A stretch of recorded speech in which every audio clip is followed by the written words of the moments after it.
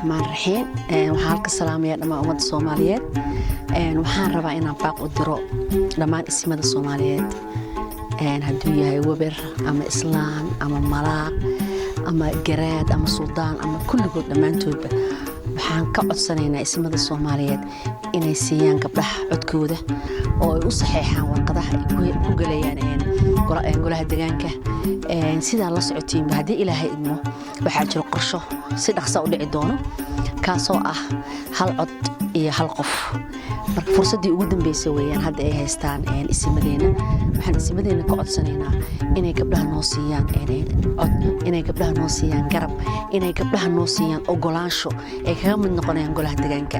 gabdhaha waa loo baahan yahay bulshada u baahan ragga u baahan caruurta u baahan dhinac kasta looga baahan yahay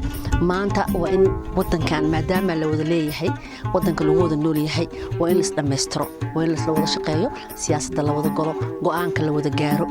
ku koobnaa rag kaliya gabdhaha waa barbaarisooyin sidaan ognahay waa hooyooyin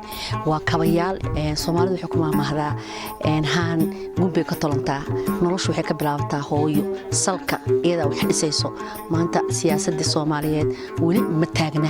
marka wax kabi karo oo taagnaan karo oo wax weyn ka geysan karo dumarka marka waxa aad uga codsanayaa ismada Soomaaliyeed si sharaf looga codsanayaa anigoo ah hooyo Soomaaliyeed anigoo ah wasiir ku xigeenka wasaaradda haweenka iyo horumarinta qoyska ee Puntland anigoo ah gabar Soomaaliyeed waxaan ka codsanayaa inay nasiyaan ismada codkooda si aan u helno gabdho badan oo ku jira golaha deegaanka marka waxaan ka codsanayaa ismada Soomaaliyeed oo mar labaad iyo mar saddexaad ka codsanayaa inay noo ogolaadaan inay gabdhaha ka mid noqdaan golaha deegaanka si ay wax badan u qabtaan si ay bulshada ugu shaqeeyaan si ay bulshada maxay ahayd wax soo saarka dalka dhinac kasta dhinac siyaasadda maxay ahayd dhinac wax soo saarka dhinac dhaqaalaha oo ognahay dhaqaalaha maanta wuxuu ku tirsan yahay haweenka weeyaan